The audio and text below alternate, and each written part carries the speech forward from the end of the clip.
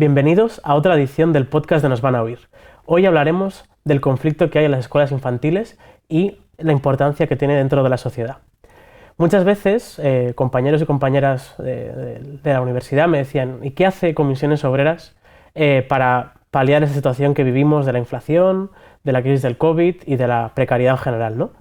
Y yo les decía que hacemos miles de movilizaciones, movilizamos muchísimos convenios para mejorar salarios, para mejorar las condiciones laborales, pero que eso muchas veces no sale en la televisión y no sale en los medios. Y esta vez, con las escuelas infantiles, no está pasando lo mismo. Por eso tenemos hoy aquí a Ana, delegada de una escuela infantil en Madrid, y a Pau, secretaria de Juventud de la Federación de Enseñanza, para ver cómo está este conflicto ahora mismo y la importancia que tiene la educación 0-3, las escuelas infantiles, para la sociedad. Empezamos. Muchas gracias por venir a las dos. Y bueno, Ana, cuéntanos qué tal va el conflicto, qué se ha ido desarrollando estas últimas semanas, qué habéis ido haciendo.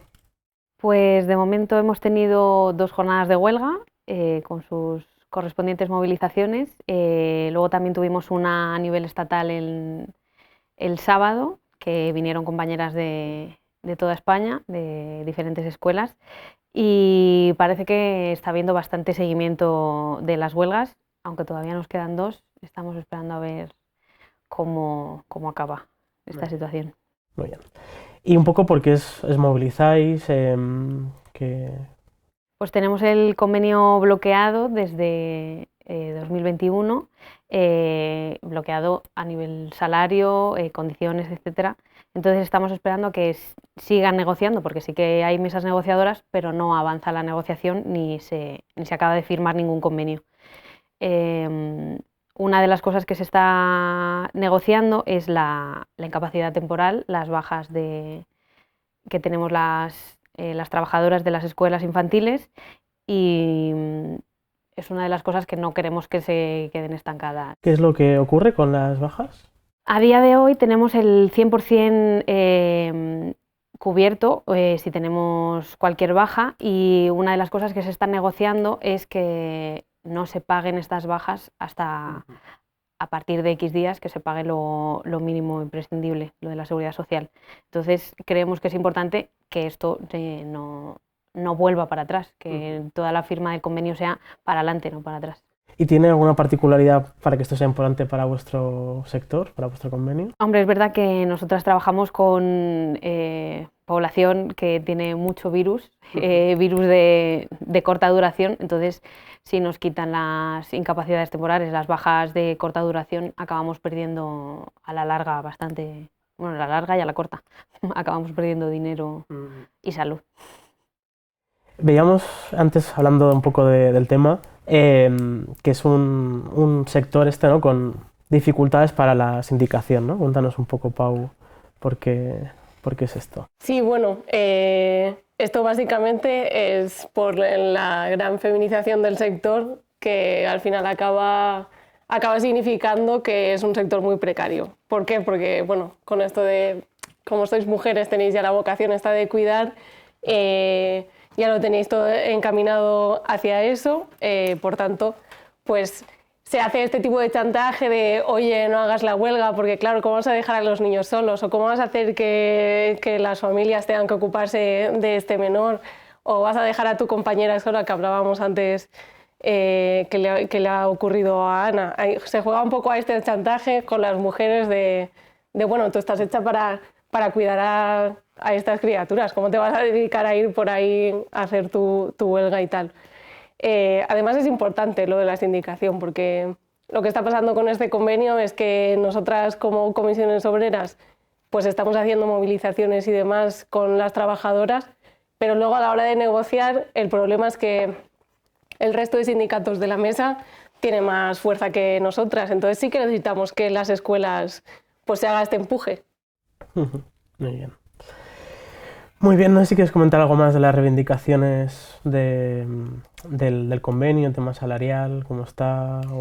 Pues ahora mismo nuestro convenio, que es a nivel estatal, tenemos, este convenio cubre las escuelas de gestión indirecta, que son las escuelas de titularidad pública que gestionan empresas privadas, y también están las escuelas 100% privadas.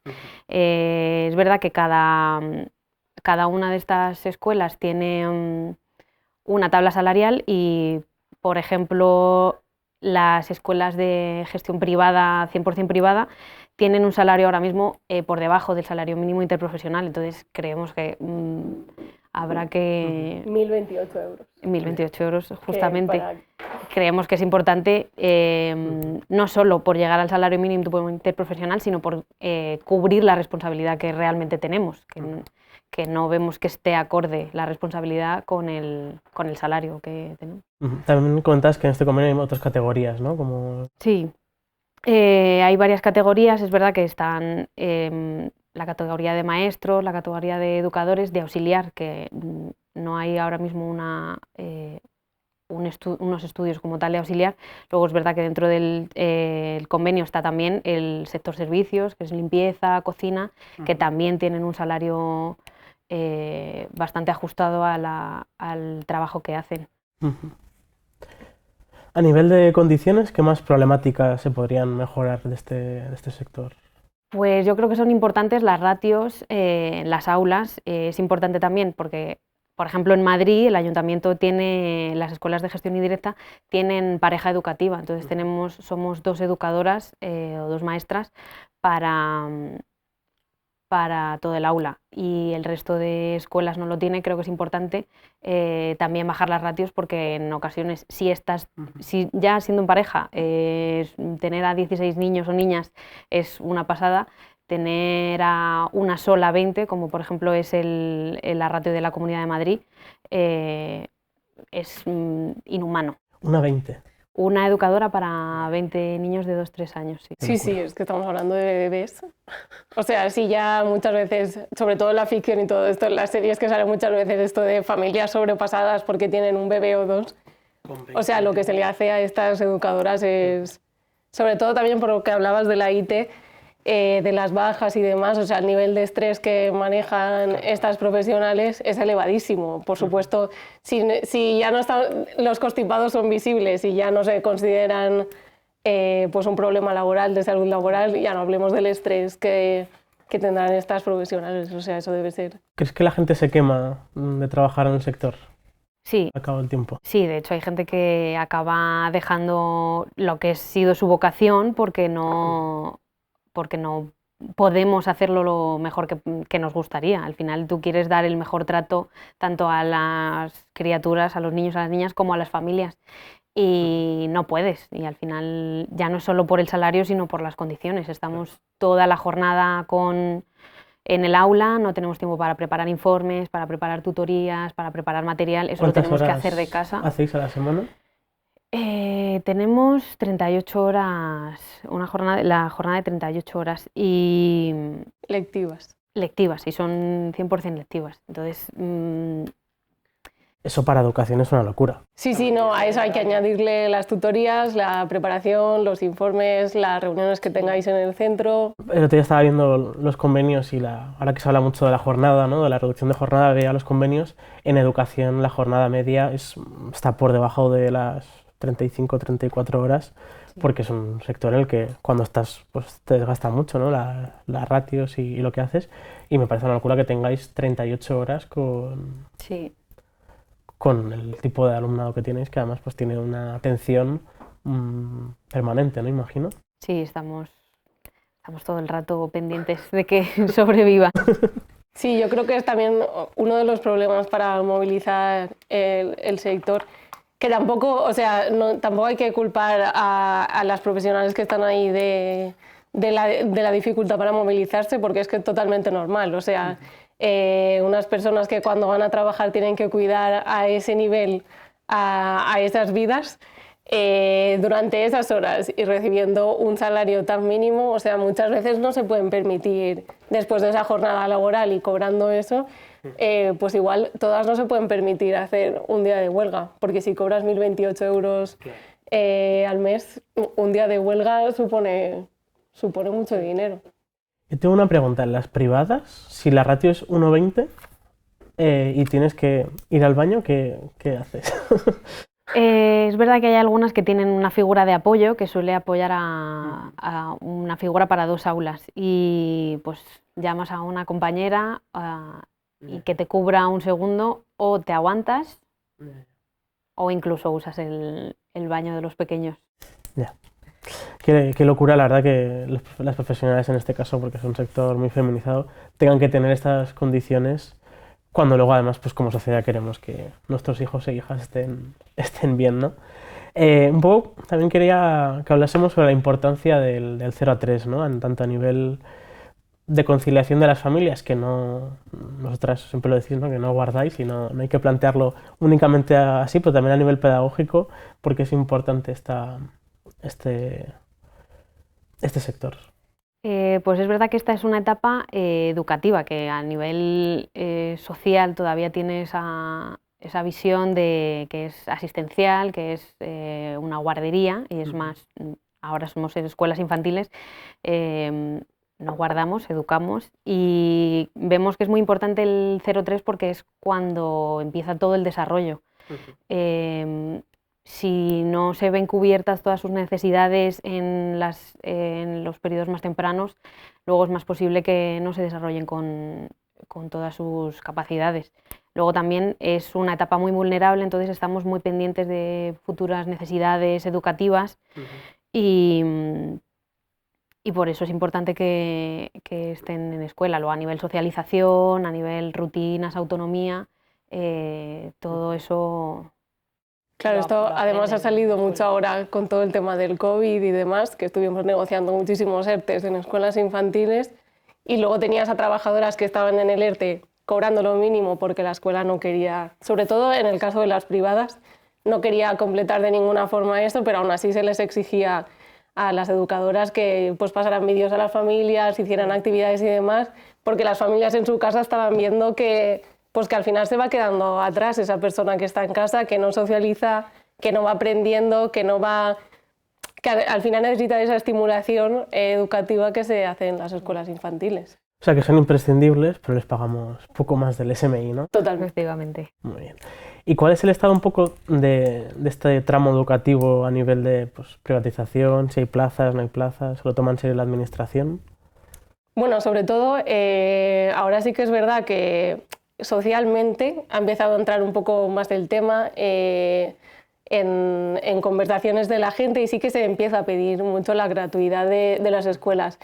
Pero aquí hay un peligro, y es lo que estamos viendo últimamente, que es el tema de las escuelas que son de gestión indirecta, como la de Ana, que al final son escuelas de titularidad pública y tienen... es verdad que tienen algunos derechos laborales mejores que las de privada, por ejemplo, por eso Ana puede estar hoy aquí, porque tiene pues ciertos derechos sindicales que digamos que se respetan más que las privadas. Pero luego tienen otro tipo de condiciones que no son las de la administración pública, y esto es un peligro por las ratios, por el salario, por la formación que reciben estas profesionales, y que podría ser mucho mejor, y nos venden esto es público, cuando realmente no lo es.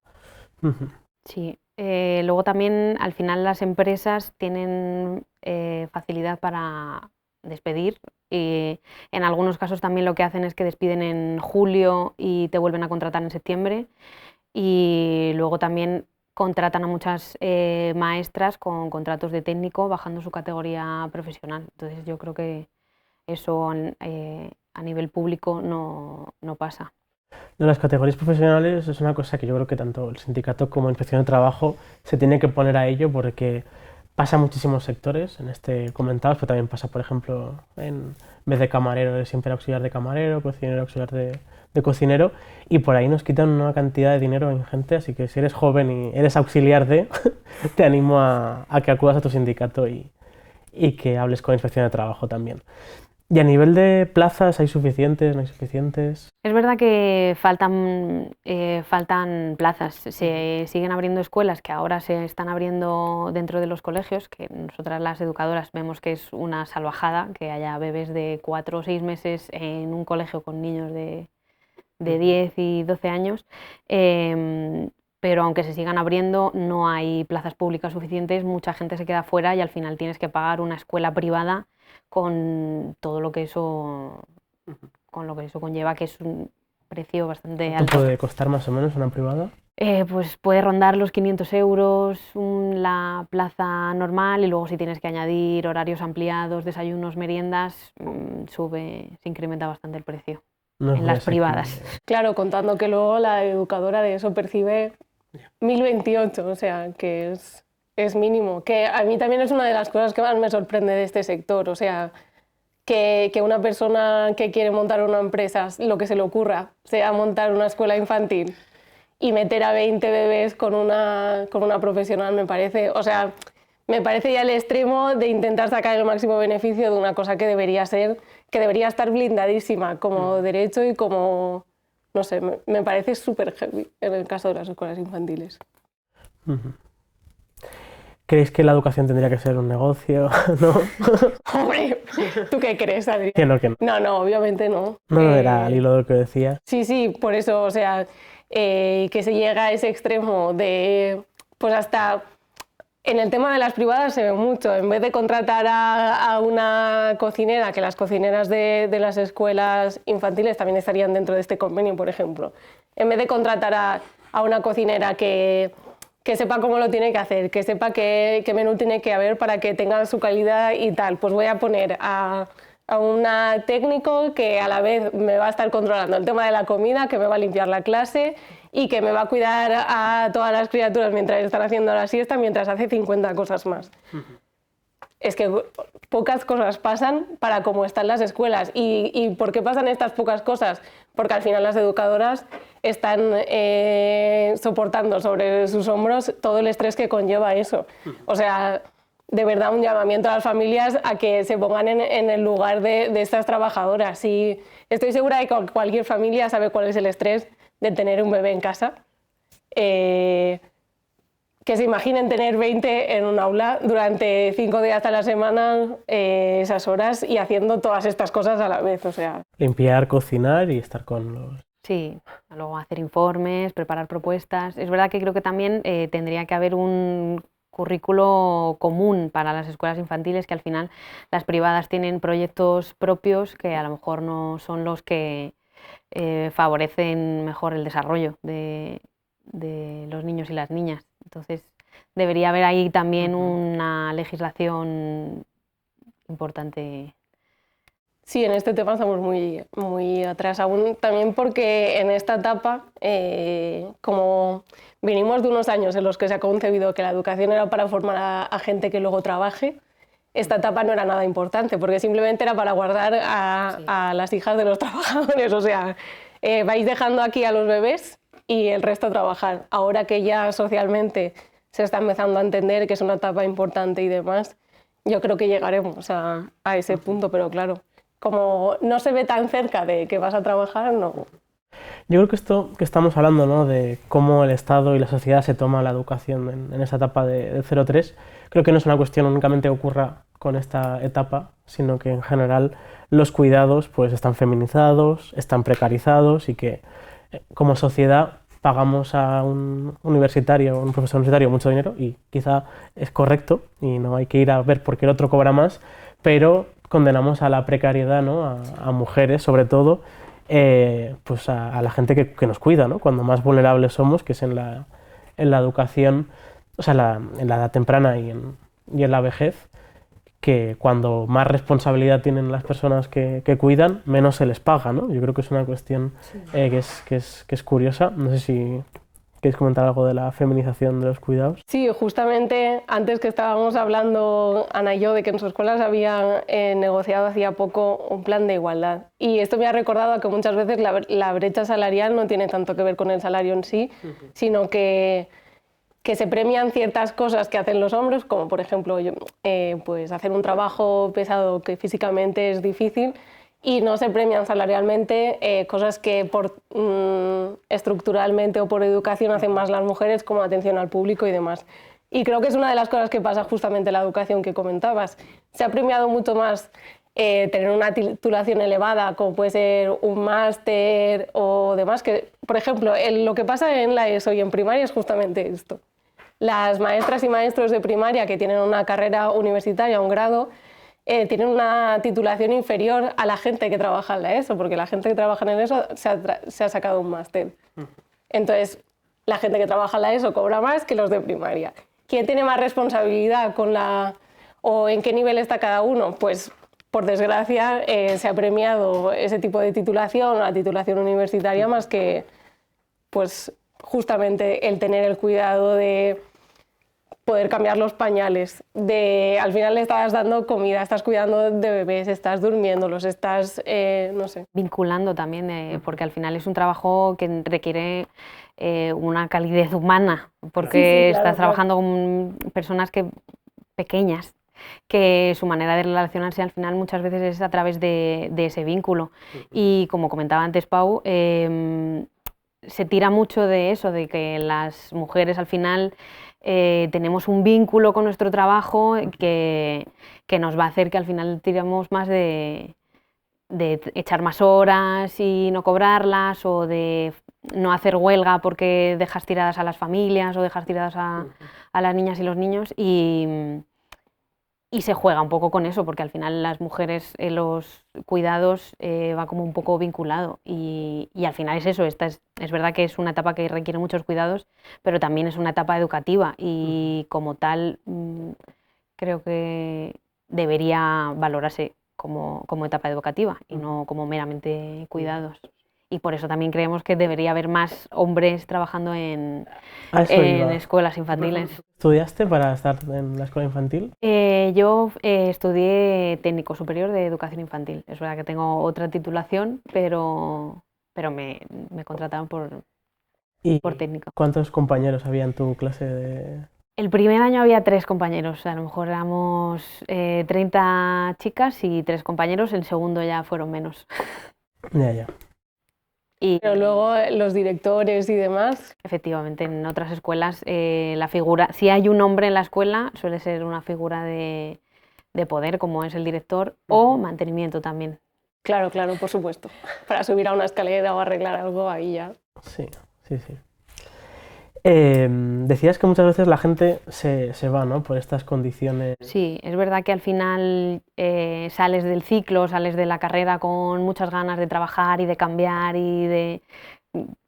la situación, y al final te acabas dando contra una pared y acabas diciendo, mira, no me merece la pena dejarme la vida, porque muchas veces el trabajo te lo llevas a casa, no gano lo suficiente para poder tener una calidad de vida humana. Un proyecto vital. Efectivamente. El que sea. Y acaban saliendo muchas veces las compañeras trabajando en otras situaciones. Es verdad que por eso ahora hay mucha trabajadora joven, mucha trabajadora mayor, y trabajadoras de mediana edad, pues... Es uno de los problemas también para sindicalizar el sector, porque al final, si tienes a gente muy joven, es gente que normalmente no se puede permitir significarse en el centro de trabajo, porque corre muchas veces el riesgo de que o no le renueven o no le vuelvan a llamar. Y la gente que es ya muy mayor corre el riesgo de que si la tiran ya no pueda coger otro trabajo en otro sitio. Entonces, claro, esa precarización ayuda a que las empresas se sientan aún más poderosas a la hora de pues negociar el convenio o demás, porque saben que la posibilidad de esta gente para luego poder protestar es muy baja en comparación a otros sectores. Sí. Llevamos ya 2 jornadas de huelga, si no me equivoco. Sí. Esta semana, el día 2, hay una mesa de negociación y esperan otras 2 jornadas si no se alcanza un acuerdo, que todo apunta a que no se vaya a alcanzar, ¿no? Ojalá, pero... Sí, esperemos. ¿Qué le dirías a tus compañeras para que se sigan movilizando y acudan a la huelga? Pues creo que es importante que sepan las compañeras que para que haya cambios tiene que haber una lucha, entonces que nos tenemos que mover, que no vale quedarse sentadas y esperar a que esta situación cambie por arte de magia. Entonces me gustaría que supieran que para conseguir un cambio hay que lucharlo. ¿Cuándo tenéis las próximas movilizaciones? Tenemos el próximo día de huelga el 8 de noviembre.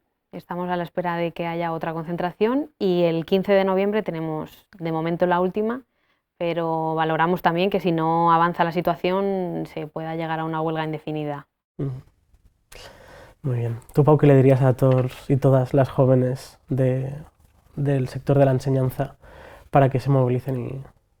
pues yo les diría que estamos aquí, que estamos preparadas para recibirlas y que somos la misma gente. O sea, al final, la gente que estamos en el sindicato somos también trabajadoras, que hemos sufrido muchas veces lo mismo que las personas que están luchando por esto y que vamos a hacer toda la fuerza posible para estar con ellas. Y también llamar, por supuesto, a la solidaridad de las familias, que muchas veces no salen a la calle porque no lo saben. Entonces, pues hacer ese esfuerzo pedagógico de explicarles que la chica que está cuidando, normalmente chica, a sus criaturas, pues está en esta situación. Muy bien. Pues nada, ha sido muy interesante, la verdad, agradeceros a las dos este rato y que poder visibilizar también estos conflictos. Gracias a ti por invitarnos y por dar voz a esta situación. Yo, por último, quería lanzar una reflexión. Hay sectores que son precarios y puede ocurrir por varias cosas, ¿no? Hay sectores que son precarios por el bajo valor añadido de su trabajo, pero eso nunca es una justificación para que la gente no pueda llegar a fin de mes. Tenemos los alquileres altísimos, la comida cada vez está más cara y tenemos que organizarnos en aquellos sectores más precarios para que dejen de serlo. La precariedad no es una cuestión que pase con la edad, por desgracia, ya, antes sí que con la edad se iba pasando a la precariedad, pero tenemos sectores precarios que solo van a dejar de ser precarios si los y las trabajadoras se organizan, pelean por mejorar las condiciones, como pasa, por ejemplo, en el convenio de atención a domicilio en Euskadi, en Vizcaya, que tienen unos salarios de más de 30.000, de 35.000 euros, y no es por arte de magia, es porque las compañeras, las delegadas de comisiones obreras se lo han peleado, han ido a las huelgas y teniendo la mayoría del convenio han firmado ese tipo de convenios cuando la mayoría de provincias en España cobran el SMI. Así que a ti, seas o no joven, pero sí precario, organízate, lucha por tus derechos y solo así conseguirás salir de esta precariedad. Muchas gracias.